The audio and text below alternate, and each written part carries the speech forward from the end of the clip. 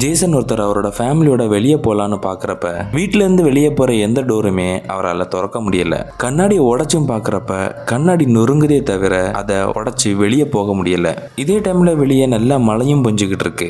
இங்க என்னதான் நடக்குதுன்னு அவங்களுக்கு சுத்தமா ஐடியாவே இல்லை. அன்னைக்கு நைட்டு ஜேசன் அவரோட பசங்களை தூங்க வச்சுக்கிட்டு அவரோட வீட்டோட டோரை ட்ரில்ல வச்சு ஓட்ட போட்டு பாக்குறாரு. அந்த ஓட்ட வழியா வெளியவும் பாக்குறாரு. ஆனா மழை தண்ணி அந்த ஓட்டைய அடைக்குது. உடனே அவரோட வீட்டு சுவரை உடைச்சி வெளியே போலாம்னு பாக்குறாரு. அங்கேயும் அதே மழை தண்ணி வந்து அந்த ஓட்டைய அடைக்குது. அப்பதான் அவருக்கே புரியுது இது மனித சக்திக்கு உட்பட்ட விஷயம் இல்லைன்னு. அவங்க அந்த வீட்டிலேயே வாழ ஆரம்பிக்கிறாங்க. ஒரு நாள் நைட் அவங்க வீட்டுக்கு வெளியே ஒரு பொண்ணு வந்து காப்பாத்துங்க, என்ன உள்ள விடுங்கன்னு சொல்றா. இவங்களும் எங்களால கதவை திறக்க முடியலன்னு சொல்றாங்க. அப்போ ஒரு செகண்ட் அமைதியாகுது. வெளியே இருக்கிற அந்த பொண்ணும் எல்லாரும் ஒளிஞ்சுக்குங்கன்னு சொல்றா. சடனா அந்த பொண்ணை ஏதோ ஒண்ணு மலையில தூக்கிக்கிட்டு போகுது. உடனே ஜேசனோட ஃபேமிலியும் பயத்துல ஸ்டன் ஆகி நிக்கிறாங்க. அப்படியே கொஞ்ச நாளும் போகுது.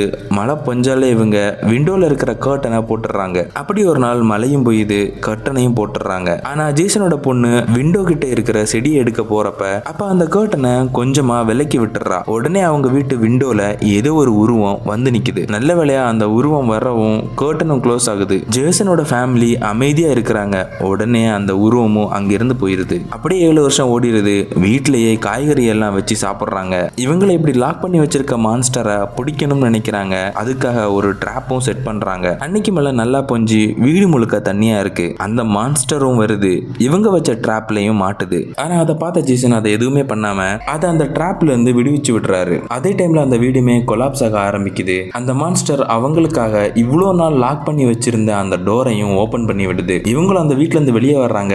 அப்ப அந்த மான்ஸ்டர் மாதிரியே நிறைய மான்ஸ்டர்ஸ் வர இவங்க வீட்டுல இருந்து வர்ற மான்ஸ்டர் மத்த மான்ஸ்டரை பார்த்து கத்துது. உடனே எல்லா மான்ஸ்டரும் இவங்கள ஒண்ணுமே பண்ணாம அங்கிருந்து போயிருது. ஜேசனோட ஃபேமிலியும் ரொம்ப வருஷத்துக்கு அப்புறம் இப்பதான் நிம்மதியான காத்தா சுவாசிக்கிறாங்க. அதே சமயம் இந்த உலகமே மனித நடமாட்டம் இல்லாம பூமி தன்னைத்தானே ஹீல் பண்ணிக்கிட்டுது.